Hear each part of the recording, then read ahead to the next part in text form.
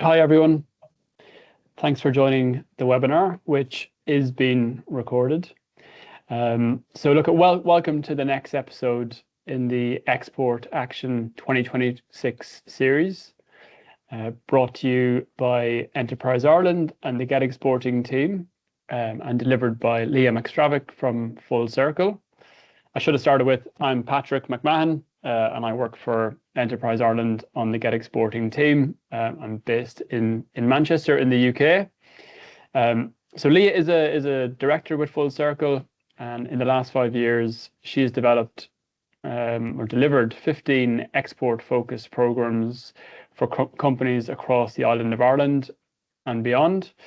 Leah has previously worked in industries including fintech, IT services, professional services, all with export-focused companies. In this episode, we'll be looking at how to build a sales pitch deck that converts. After the previous webinars we hosted on market and competitor research, value proposition, sales processes, we're focusing on what you do when you finally get a chance to speak about and sell your product or service. So you've done a lot of hard work and you've got to the point where you're actually getting a chance to speak to someone and sell. So look, having set in on and watched hundreds of companies pitching in the past, I've seen the good, the bad, and the ugly. But the good thing is, with a small amount of work, you could make substantial improvements in your deck and how you actually present it as well. We've asked the team at Full Circle to deliver this webinar and focus on this subject because we feel it's crucially important, a crucially important part of the sales process, and will help increase your conversion rate. Not just in the boardroom pitch, which we typically think of, but we also want you to think about the smaller interactions. So, you know, when you meet someone for an impromptu conversation at an event, the meeting over a coffee, even the small conversations you have at social events. So we also need you to think about who you're presenting to and what is the intended outcome. So look, we've all watched Dragon's Den. We've all seen the difference between a good and bad pitch. So can you deliver a compelling and succinct description of your product or service? What is it and why is it great? Plus, have you tested it critically, objectively? Have you asked your family and friends, people in the business? Lastly, is everyone actually in the business on the same page in terms of what that message is? So I'm going to pass you over to Leah in 1 minute, and Leah will go into much more detail and give you the practical tools to go away and build your own pitch deck and craft your own sales pitch. Before I do that, just a small bit of housekeeping. We have the Q&A function at the top. We'd love to get your thoughts or any questions you have, so pop them in there as we go through the presentation. At the end, we'll look at those questions and put them to Leah. And the last thing is, as stated in the webinar description, we have a limited number of one-to-one sessions available to attendees today. So if you're interested in one of those, let us know again via the Q&A function. Just include your name and your company name, and places will be offered up on a first come, first served basis. But I will pass over to Leah now, and she will take it from here. Thank you, Patrick, and delighted to be here today. And I guess what Patrick has mentioned, this is around building a sales deck that can convert. So you're looking to convert to a sale.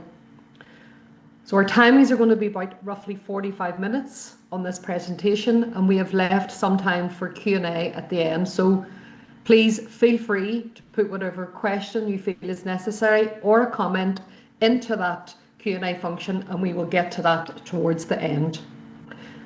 So the agenda for today is to really review what a successful sales pitch model is.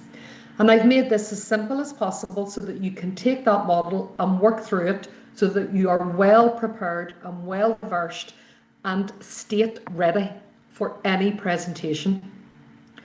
It's to look at the planning and the research and how much you will need to plan and research before you actually get to the pitch stage. It's about pitching appropriately for the audience in question, and it's about making sure that you get the detail right. Ultimately, when you get in front of the audience, you want to be powerful, you want to be authentic, and we're going to look at what the positive psychology of sales is, which is really about why people will buy you and why they will be favourable towards your products and towards your services. And as mentioned, your questions and how you think and feel about this today is really important. So please, let's spend time towards that at the end. So this is your sales pitch planning model. And these 5 steps are very clear steps. They're very easy steps to follow. But if you follow these, they will help you to do the right pitch and an appropriate pitch towards the audience in question.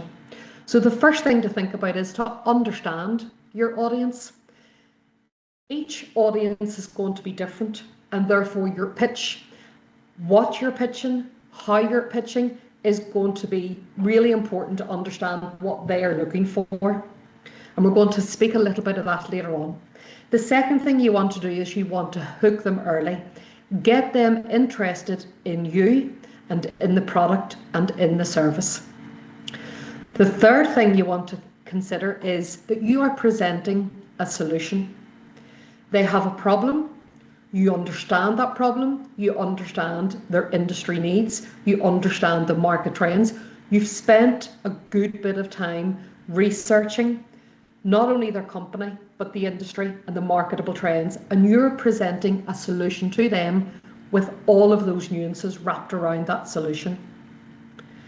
You want to preempt some of the objections, and I'm going to spend a bit of time on those today because I want you to feel that you can handle those objections confidently and competently. And the last part of the model is to end with a clear call to action.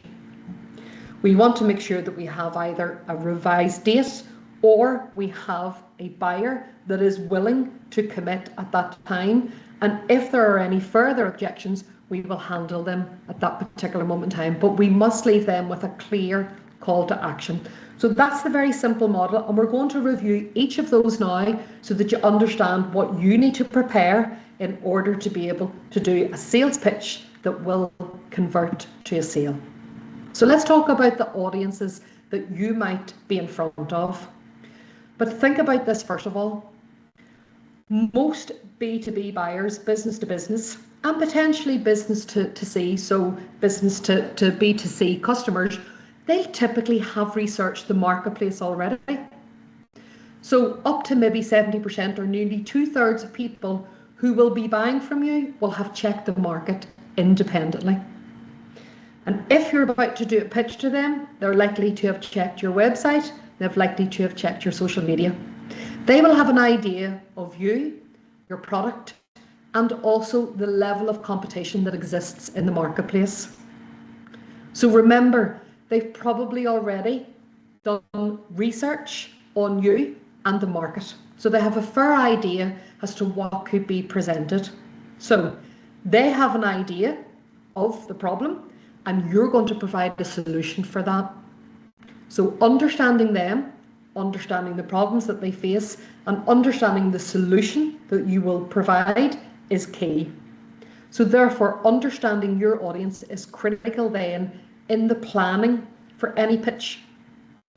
Having a demographic of who you are pitching to, their needs, and maybe their technical knowledge and their position in the company. But be aware of especially the levels of technical knowledge, particularly if you are presenting something which is IT based or very technical. They may have a limited knowledge of the technical ability, so therefore be aware of what they do know and what they don't know. And if you want to be able to keep it very succinct and very clear, keep the technical knowledge less but more in the detail later on. You don't want to confuse them too much at the start. So you're reviewing your market research into their current issues, their trends and their issues that need to be solved, and you're meeting them in their model of the world. So this is about you, your service, your product, and how you will solve their issues. You want to make sure that you're concise, because attention spans are shorter, and therefore if you're concise and you've got the right context, you've got the right research, then you've got the buyer's intent, and you make it conversational. It's not a monologue. So understand, first of all, the audience, the industry, the problems that they have, market trends, who your competitors are, and make sure that you're presenting something which is a solution to the problems that they have. Keep it light, keep it conversational, and don't go into too much technical detail at the first pitch, because it might confuse them and put them off.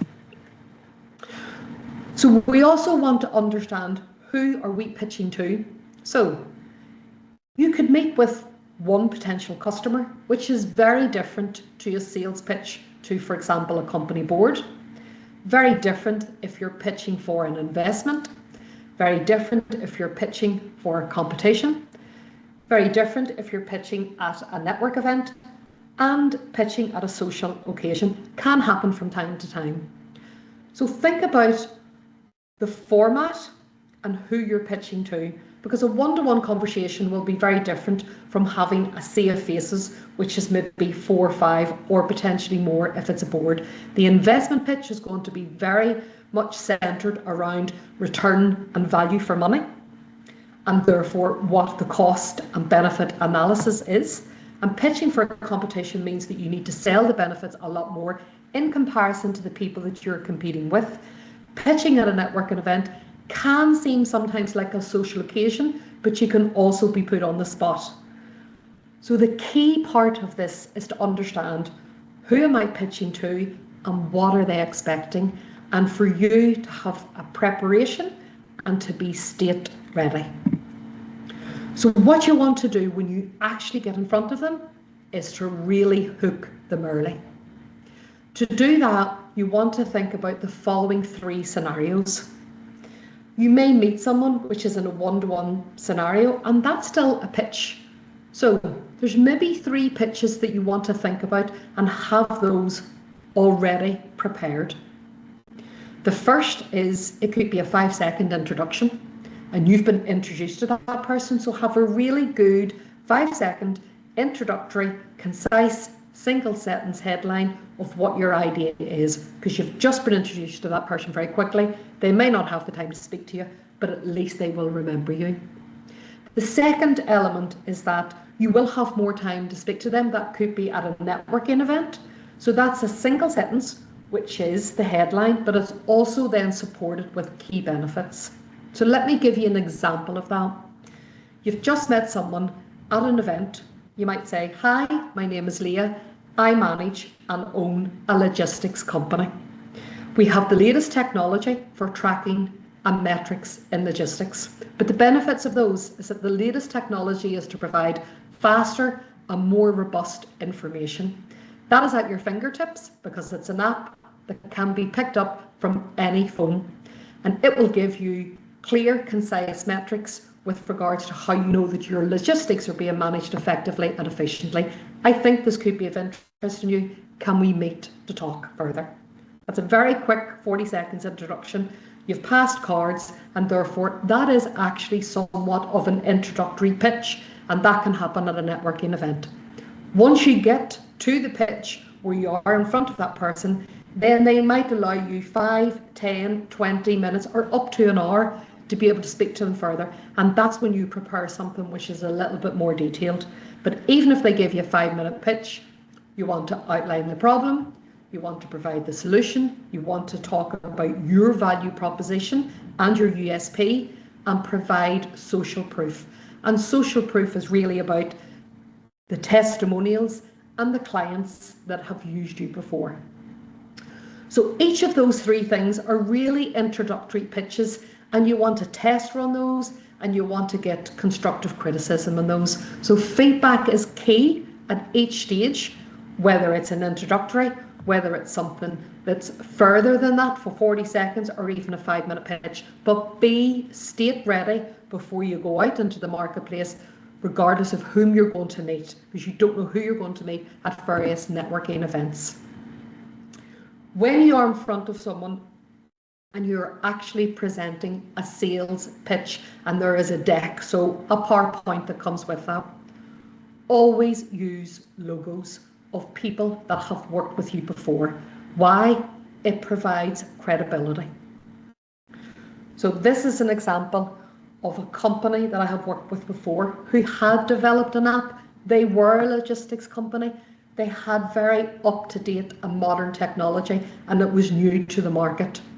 And these are the companies that they had spoken to before and had pitched and had managed to secure some initiation and some contract with. It was very small, and some of those were on a pilot basis, but they could speak eloquently about the fact that these companies had worked with them before. So please make sure in your pitch deck that you are providing the logos of the clients and the customers that have used you before. That will allow the person to understand that you've already been checked, your credentials are good, and if it's good enough for them, it's good enough for me.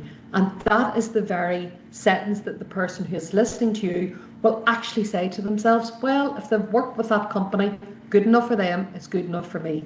So your logos are your social proof. Now, this is more around the psychology of sales. It's a very small part of it, but it is really important. You need to show up and you need to have presence when you are presenting. So a University of Liverpool study concluded that actually we as humans form an initial impression of everyone that we meet for the first time within 7 seconds. Most people will not have heard and will not have seen your pitch yet, but as soon as you walk into the room, your physical appearance is going to account for about 55% of what they want to view you as. Your non-verbal communication, how you walk in, how you show up, how you shake hands, the eye contact that you have, the gestures that you use, all of that they are measuring behind the scenes. The verbal content is actually quite less, it's only 7%. So therefore, the preparation, the amount of research, that all leads to being and feeling and sounding confident and competent. And that allows you to show up. So ultimately, rapport builds trust and you spend time to show up. So not only in the way that you look, not only in the way that you sound, but your body language is really important. Now, I know people will suggest that shaking hands firmly is important. It is, but not too firm. Not shaking weak, because that maybe give a sign of non-confidence. Direct eye contact is important, but not aggressively. And using overly gestures with hands is not too good either. You want to make sure that everything is kept very relaxed and that it is relaxed and at ease. If it is online, the setup is really important. So people will pick up more on online pitches, your voice, so the timbre, the quality, the speed, and it's more important to slow down when you're doing a pitch online, the prosody, so whether your voice goes up too much or too low, and actually colloquialism or habit words that you may use may not be appropriate for the audience. They may not understand those in the same manner that you meant them. So show up, have presence, be prepared, and first impressions matter. The third part of the model is around your preparation and your research to help present a solution. So this is about being really clear and concise on your products or your services and what you're offering and what the benefits of those are. So you'll have researched the market and you want to be really clear as to why you and your USP is the best solution to their problem. To do that, you also have to add in what is good and clear value for money or a strong return of investment. So ultimately, your solution will provide a quality product or service. You will show them that you have credible industry standards and that you can meet those. And if there is any tests or if there is any logos that you can show, put them on your pitch. Show them that you have reached those industry standards and that you have been accredited. So you're understanding their needs, and what you're actually doing is building the trust quickly. You make then the solution personalised, very focused and very results driven. And you're telling a story. You're giving them examples of the companies and the clients similar to them that they have worked with before, which again is your social proof. You're speaking with credibility and confidence, which is slow but relaxed and at ease. And that then leads into deeper conversations on why partnering and selecting you will work. So when you get to presenting the solution, the building the trust is really important. And to do that, you have to ensure that you give them a story and an example of a client which is very like them, how it worked for them, what the timeline was, what was the spend, what was the return on investment, and therefore that will very easily lead into potentially questions at that time, but you're really looking for a deeper conversation on why it will work if they partner and if they select with you. At that stage, you've really ensured that they have been invested enough to ask you more questions. You will feel at that time that your solution is actually going to work. Now, I think it's remiss to not expect that you will have objections. Everyone will bring objections to the table, and you want to think about how to be able to handle those. So therefore, think about how to handle the first typical one that you will get, which is, price. So therefore, compared to what it is replacing, the cost actually drops because. So you're giving them a solution to their problem to suggest that there is a return of their investment and what that will mean.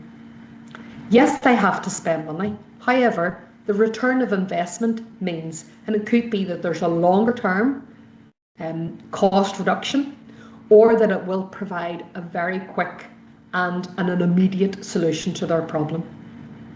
So price may come up, but you want to talk about the return of investment. And if, for example, and we often get asked this question, what if they try to undercut the price and they want me to sell it too cheap? Well, cheap isn't always good, but quality is. So if they're asking you to reduce your price and it is a loss, think about whether you really want to do that, because if you have a good quality product service, then be very confident about what you are charging for that, because the return of investment will absolutely be worth it for it. So be comfortable and confident about speaking about price. Another typical objection could be timing. So they might say, well, this isn't the right time for this. You might say, well, when is the best time for you? So we're open to flexibility and we're open to discussions to suit all. Or what would you need to change for the timing to make sense for you? Let's talk a little bit more about that. So don't feel afraid to handle the objections, but be prepared for them. So price and timing can be the two first ones that are initiated within a very, the first maybe 20 minutes of a pitch. People say, actually, we need to look at price and we need to look at timing. Sometimes they're polite and they wait until the end, but these are the first ones that could come up initially. The other element that might come up in handling an objection is really around, do they trust me, and is there a risk which is too much for those? So you might want to handle those by saying, would it help if I showed how others like you have handled that risk? We acknowledge that risk, and it's important to acknowledge it. Don't deflect from it, acknowledge it and advise, we understand that and we understand why you feel that that could be a risk. But let me share with you how I recently handled a client that had that same risk and what was the outcome of that. Alleviate their fears and help them to understand that you're very credible, you have handled this before, you're very knowledgeable, and you are comfortable about how you might handle that for them. Now, that means sometimes that the presentation isn't going to flow very well because they might stop and ask you questions. Be prepared for that. You don't want the presentation to naturally be a monologue from start to end. You want it to be conversational. You want them to ask questions. You want them to get an invested interest in you. If they appear to be indifferent, then you might ask them, okay, well, what's the downside to you if nothing changes and you don't utilise our services? You then want to reiterate how you can help them with their problem, and therefore would that speed the resolution? How can I help provide a solution for you? At this point, you want to engage a conversation to get them interested, because they might appear to be, well, we might go to another competitor, we're already working with someone, we're not sure about the price, we're not sure about the timing, we don't really know you enough. All of those are objections to convert to an opportunity. The answer that you provide through the examples that I've given you will allow you to discuss it further. That is the best hook. Discuss it further. Always think about meeting them in their model of the world and solve the problem. Listen and acknowledge. And therefore, if they do bring up something, which can happen quite often around competition, be honest, yes, we are aware of our competitors. However, can I share some examples of how clients have changed to work with us and why? And that's about discussing the benefits and the advantages and the return of investment. So therefore you provide credible, live and recent examples of how that has been addressed. So don't be afraid to handle objections. Be ready for them and have your answer. Listen to them, and don't think that you can't speak about price or timing or competition. You can bring it out into the open and be okay and comfortable about handling those objections. So the real nugget of handling the objections and to create an opportunity to convert into a sale is to just listen fully. Don't interrupt. Be very open, because it can actually hide the real concern. And sometimes that's because the buyer isn't in the room, and you'll acknowledge that and you'll recognise that. You will listen, you won't interrupt, and you'll say, is there someone else that we need to speak to? Is there further information that you need? So you will acknowledge and validate their objections. That shows that you're listening, but you're not appearing to be defensive. Again, some of the examples, yes, just acknowledge that that could be a common concern, or yes, I can understand how or why you say it like that. You then, as I've said before, use and offer an example or a narrative that explains how you have dealt with that before. But you want to match your response to their concern. To do that, you really need to listen fully. You need to listen for the nuances of what they're actually concerned about. And then you're checking for your resolution. You're offering that and ask, does that address your concern? Is there anything else that would help you to understand how to alleviate that concern? How else can I help you with regards to that?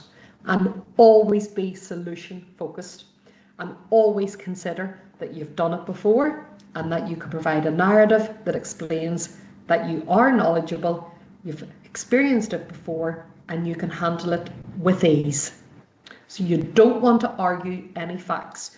You're actually reframing the perspective. So you remain curious, you're not showing defensiveness, but you're slowing down during handle those objections. What does that do for the person that's listening to you? It shows that you are confident and competent and that you have a real interest to resolve any potential problems or objections. The last part of the model is to focus on a call to action. You'll assess what stage you are at the end of the pitch, and when you see that or you feel or you hear that people are ready to buy. You might suggest something like, shall we move forward and can we get this started?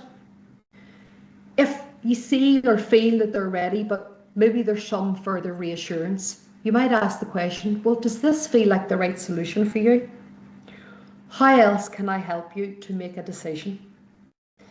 If there's timing or maybe more approval is needed, you might ask the question, which is another call to action, what does your decision process look like from here? And maybe they want proof before committing. And you might suggest, well, how would a pilot or a trial feel? Would that help you to validate this? So the call to action, whether that comes in a first meeting, which is, this is our cards, we've swapped contact details, you know what I do, I'm going to be in contact with you next week, or I'm going to give you a call tomorrow. That's a very quick one and it's done. However, if we are in front of an audience and it's longer and they've given us 5 minutes, 20 minutes or an hour, then you're really getting a call to action at the end.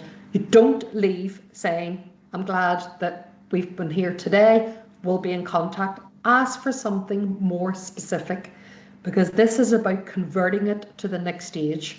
Your first stage has been, you've been allowed in to speak to a specific audience. You want to get a specific call to action. So you are affirming and you are asking, what are the next steps? So, for example, based on what we've just shared, this seems like a strong fit. Would you like to move forward? And if so, the next step would be, what is the next step for us? Let's provide a clear action so that if we have more to prepare, or you want more detail, or there's someone else that needs to be part of the buying pitch, do we need to speak to them on a one-to-one, or do you need to move to a pilot or a trial? But the bottom line is that you are affirming that they are interested, which makes you feel more comfortable, and you are asking, based on what we've just shared, this seems like a strong fit. Would you like to move forward? So you end with a call to action. And that's the sales model that we have. And I think and I hope that that will be an easy part for you to lift, and you will get copies of this, obviously, presentation thereafter. But I'm going to move now to talk about the different elements of the pitch and what's important about those. Your introduction is key. Your name, your company, the length of time that you've been in the industry, and the accreditations and the reputation that you already have, and the people that you've worked with. And therefore, why should you work with me? That introduction, and remember the psychology that we spoke about around how you show up and how you present. So being state ready, feeling comfortable and feeling confident will allow people to gain trust in you very quickly. How you present your voice, we've spoke about the timbre, the quality, the prosody, and the speed of which you speak. Make sure that it's relatively slow, but not too slow. So your introduction is key. Even how you stand and how you present yourself. Again, think about the fact that physical appearance and your body language is what they have already assessed you on. And then they listen to a strong and a very clear introduction. And at that point, you want to get them to start to begin to like you and to trust you. The next part comes from your research. You have researched who they are and what they need. And therefore, part of your pitch and the next probably 2 slides is going to be around what is the problem that you're solving for them. And then you start to move into your solution. What does your product and what does your service provide as a clear solution for the problem that you have researched and you know that they have? And the added part to that is why you? That's the value proposition and the social proof. So value proposition is key to understand why it should be you. What are you bringing to the table? What is the USP? And therefore, why does the cost that they will spend for you, and why is that a good return of their investment? Give them then very quickly thereafter social proof of other people who have actually already worked with you, partnered with you. If there's any objections, they will be held in, and then you move to the call to action and the next step. Each of these introductions can be 2 to 3 pages each. An initial pitch introduction should really be around 5 to 10 maybe pages max each. If it goes to 15, it's fine. They've allowed you to bring a little bit more detail into the equation. But think about having 2 to 3, which is really introduction, problem, solution, value proposition, and social proof, and then your next stages and your next steps. So let's also understand, why do people buy? So first of all, trust will beat logic.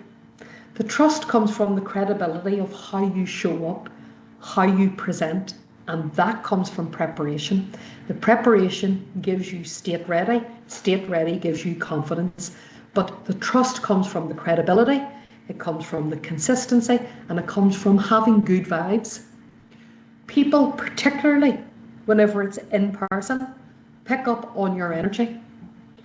So it's important that they learn to trust you because they feel that they can start to begin to trust, and that comes from the credibility and the consistency. The consistency is important.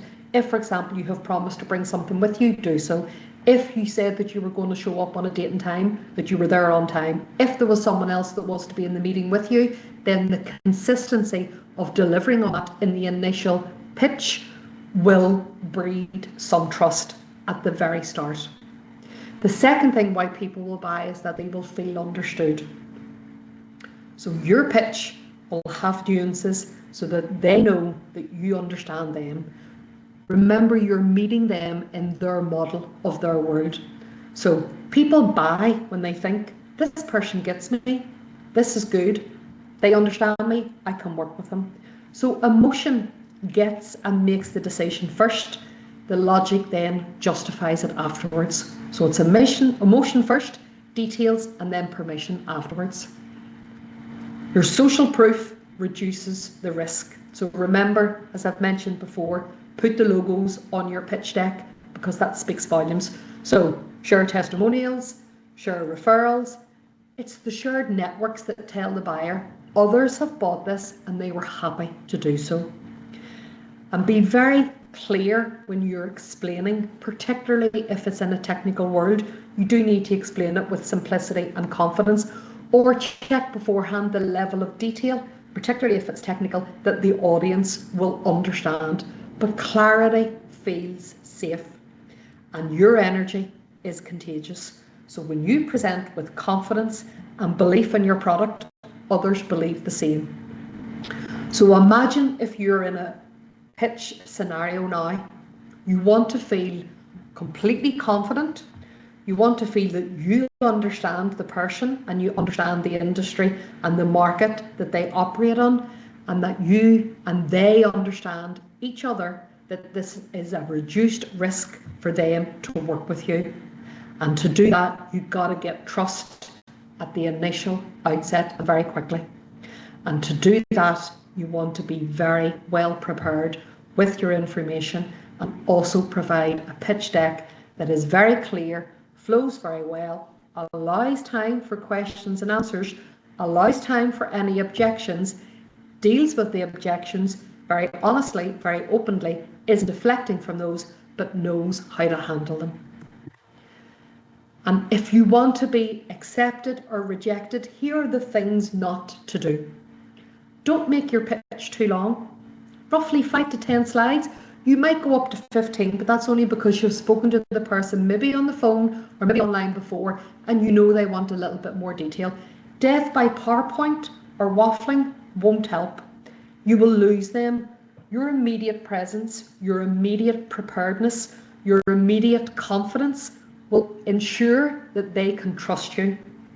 So death by stats and details feels as if you don't really understand because you're putting too much detail into the presentation. So therefore, you actually should know this anyway. You don't really need the PowerPoint to be able to showcase it. It's there in the background, but you're having a conversation with them. You're building trust, you're building rapport. We're getting to like one another. Don't forget to consider them, the customer, what they need. Don't tell lies or exaggerate. Remember, they've already probably done an independent check on you, and most people have researched the market to find out why you are in front of them and the other competitor isn't. Never beg for a sale, never brag. Make sure that you're totally inauthentic, and false modesty, it comes across. So be yourself, be comfortable, be confident, and show up, and do that because you are really well rehearsed and you've done your research. And therefore, when we talk about what does a successful pitch deck and how does it convert, it's about successful planning. It's about looking to solve a problem and to provide an opportunity for the buyer to work with you in a very effective and in a manner which is with ease, because you've done it before. So your solution is what they need. The value that you bring to the table, your proposition value, and the differences that you make in the market make you stand out head and shoulders above everyone else. And you can provide social proof to that because you are good at telling the stories with the clients that you have worked with before. And any objections that you've handled, you can actually mitigate those by giving examples.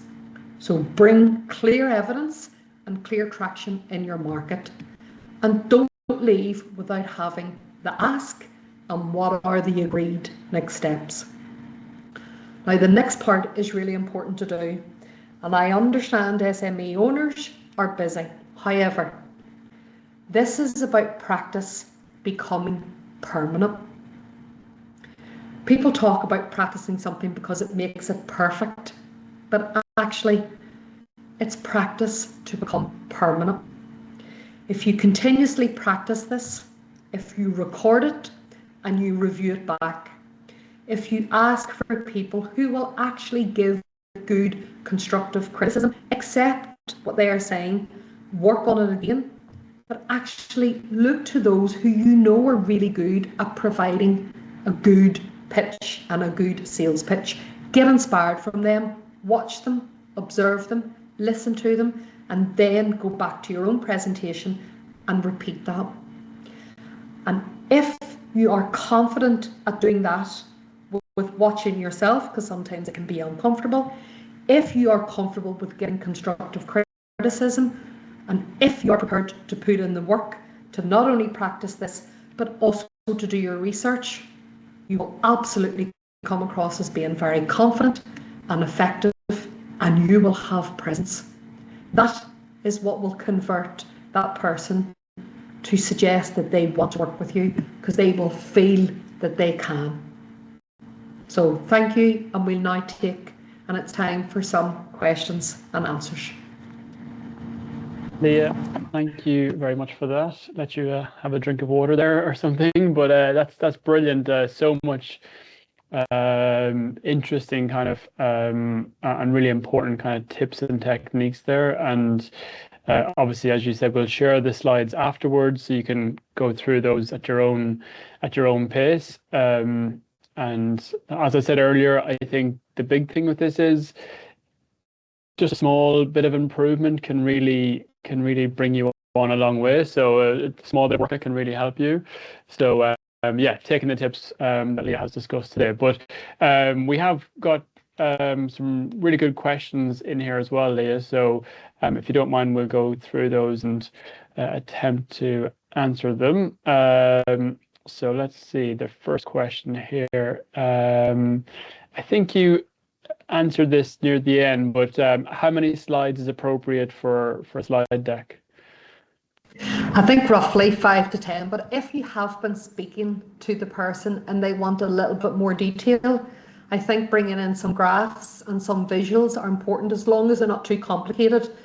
If it's a technical pitch, for example, you want to ensure that the people that you're pitching to have a reasonable amount of understanding. If they don't, keep it short and keep it concise. But by a rule of thumb, you're really looking at anything between 5 to 10 for an introductory pitch. To convert it further, and you've met with the person, ask them if it's okay to bring in a little bit more detail, and either you will have a slide on your deck and you will pass out reports that can show them more detail, and they can be looking at that, and you can pause and you can discuss that with them. But I would keep it around about 10 slides max for an introductory. Yeah, great. I think, as you said earlier, you don't want to have death by PowerPoint and 50 slides. The slide deck should be just a guide for you and for them, and then you kind of, it's a pointer as to what you're going to discuss, rather than going through it and it's like really text heavy and it's everything in there, all your thoughts on the PowerPoint, but just kind of the headings, and then you can get into it in more detail through the conversation. Yeah. Great. And within the presentation, there are 5 different points of what to put, where you might have 2 slides max for each of those. If you follow that as a rule of thumb, it's a good introductory, and it's a starting point. Because as you had said, Patrick, what you really want to do is have a good conversation about what it would look like if we started to work together. That's the key element of what you want to get from that pitch. Yeah, perfect. So another question we have here is, how do I get to the stage where I'm presenting the slide deck, which maybe we covered in previous presentations, but at what stage is it appropriate to, I suppose, present the slide deck? That's a really good question. So let's go back to the start.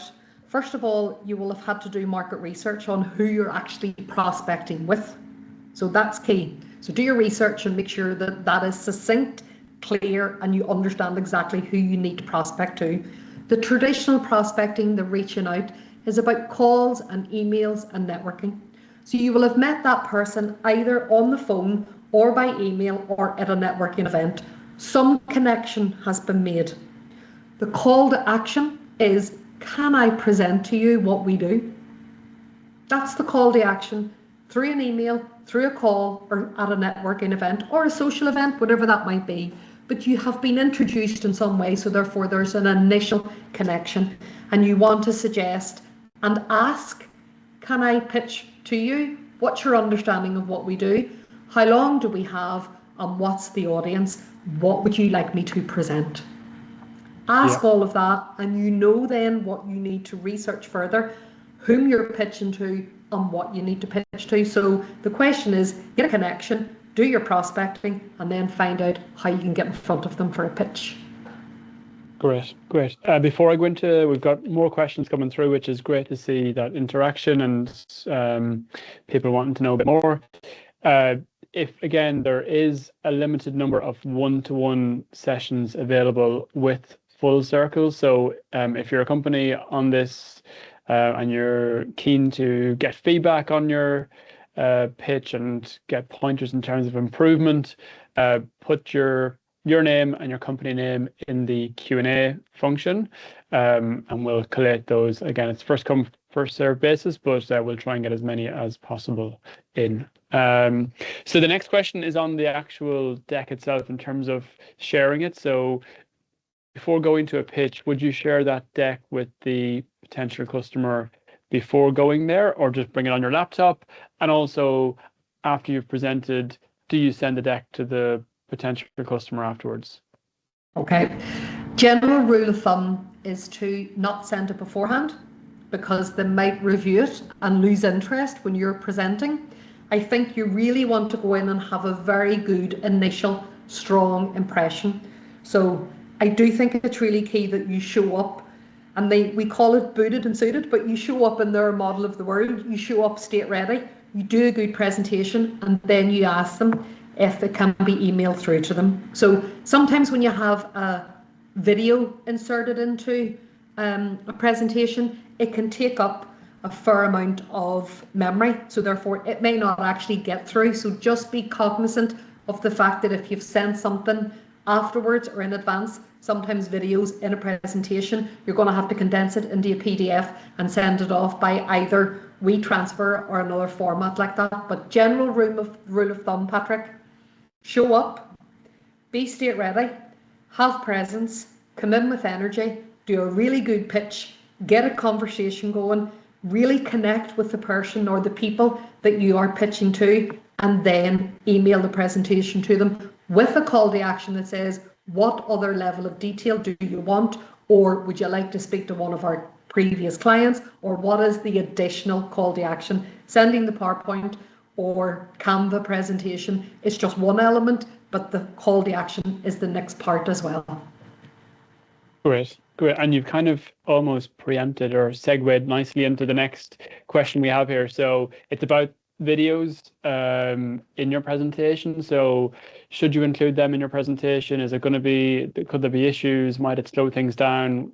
What do you think? Well, I mean, sometimes you need to show a video because sometimes you need to show the person how the product works or how the process works. So if it's easier to show it, say for example, we're talking about a product and you need to understand how to be able to put it together and so on. Well, yes, a video is important for that. So yes, absolutely, if it is relevant, if it's a process flow and it shows you how to be able to link from A to B to C and it's better in a visual, absolutely show that, but insert the video. So don't just put it up so that it is a link, actually insert it into the presentation and explain to the person that it is a video, but make sure it's not long. Yeah. You can't have something that's too long where people are not speaking for 10 minutes. It has to be very short and it has to be very concise. So you can get an editor to speed it up so that it's still easy to view and maybe there's no sound, but make sure it's relevant to the audience, it's not too long, and it is relevant to what you are displaying. So if you're sending a presentation with a video, I've mentioned PDF it and actually send it by WeTransfer so that it doesn't, or another format like that for transferring videos, so that it doesn't get stopped in the emails. Yeah, okay, perfect. Good advice there. We've got 3 more questions, which might just take us up to the to 3 o'clock, which would be perfect timing. So the next one we have here from someone is in terms of like pitching and improving your pitch. Someone who maybe isn't a natural or doesn't do it very often. Like what kind of preparation should they do before stepping into that room? Okay, so I think the first thing to acknowledge is that everyone gets nervous. That's okay. Everyone gets nervous. We are all nervous, particularly at the start, whenever you're pitching something, and particularly whenever there's an emotion attached to it because it's your service, your product, your company. So let's just acknowledge that people get nervous. That is okay. But you can use that to your advantage. And how you use that to your advantage is that you become more prepared and you rehearse and rehearse until it becomes so normal that it is like conversation. And then before you go into the presentation, you know, I am comfortable. I used to say to myself, I am cool, calm and collected before I went into a presentation because I wasn't always confident at doing them. I have become competent at doing them, but you know, depends on the audience, depends on the pitch, and depends at what at stake. So let's just acknowledge that humans sometimes get nervous. That is absolutely okay. Use that to rehearse more, to practice more, get people to observe you, give you feedback, and get comfortable by repeated practice. So it's practice makes permanent because it becomes a habit to present. And it becomes a habit that you can feel confident at, and confidence is about being relaxed and at ease. And you do get to that point in presentations where you feel like that because you repeat them. Yeah, perfect. We actually got some, not that you can tell, but we got some training last year in this area. And yeah, one of the things they suggested was to record yourself. So get your phone out and actually record yourself presenting, and then first of all, listen to it back. So don't watch the video, just listen to it back and hear how you speak. And for me, that was a shock with my droll Cavan accent, but how you're doing it and like, are you adding that bit of performance to it? But then watch it back without the sound. So like, how are you actually presenting yourself as well? And as painful as it was actually really useful for me to do that. So yeah, good advice I got. So just 2 more questions, which we might get through here. So we've got a question here. Let me see. So someone has said, is this for your first sales pitch for a B2B? So you don't have any clients. Is there another and probably a second part of the question, is there another alternative to handling the objections that arise during the pitch? So is this for your first sales pitch for a B2B? I think in terms of what you just presented there, Leah. And the second part is there an alternative to handling objections that arise during the pitch? Okay, so this is a typical introductory pitch that will present you, your company, what you do, the value proposition, the USP that you bring to the table, and therefore why that company should work with you. So it's an introductory pitch and it's a generic one. So you can use this and use the model that I've provided as an example of how you can extend that if they're looking for more detail, if it's the second pitch, because you don't know if there's going to be new people in the audience. So you might have done a pitch before. Yes, you might change it, but you might want to keep the introductory slide in it and a few kind of basic slides so that if there's any new person there, they're getting the same information. But use this as a rule of thumb as the introductory one. So that's the first thing. The second question is handling objections. Can you handle them differently? Well, you could handle them there and then. And I tend to think that that can be the best if the person that is offering the objections are not just really being obstreperous for the sake of it. Okay, so if you feel that they're just being obstreperous and they're trying to kind of stop you in your tracks, you might at that point say, we're going to come back to those at the end of the presentation, but I thank you for that, and I am going to come back to that at the end. If you feel that that's the right thing to do because you want to continue in the flow and you're slightly nervous, absolutely fine to do so, but acknowledge it. Acknowledge the person, understand the objection, repeat the objection and say, I've got that and it's fine and I understand that and we have had those before and we are definitely going to take time to address those at the end, but thank you for raising that and I take a note of that. Either way, it will work. And what I think is important is that the person who is presenting needs to feel so comfortable and confident about what they do that they'll know what's the right way to handle that. That's the key element. Be state ready to know I'm going to handle that later on, or let's talk about that now.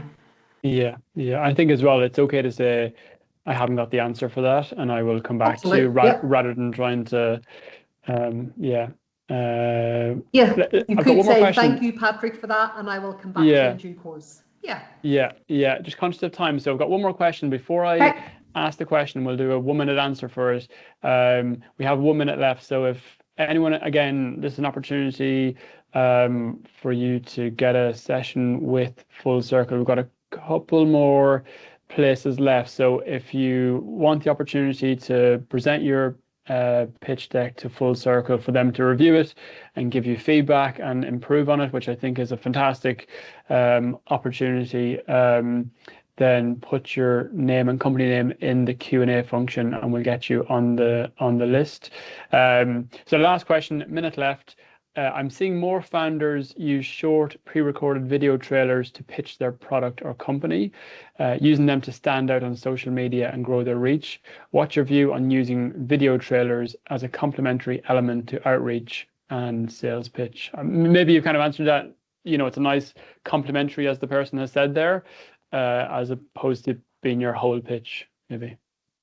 I mean, the best way to get a pitch to convert is if you're in front of the person, because they're going to buy you. So what that person is actually alluding to is a pre-marketing, it's a pre-pitch. So the video comes out beforehand and the person is interested in speaking to them. And absolutely, I think they work, but I think they're more of a marketing tool than they are an actual pitch. Yeah. Great. I think that's it. We've got up to the time exactly. So perfect, Leah. Leah, thank you very much. Thank you to Full Circle. Thank you to everyone for joining. We'll send out the recording and the slide deck afterwards. Hope everyone can take on this information and have a successful 2026. Thank you very much.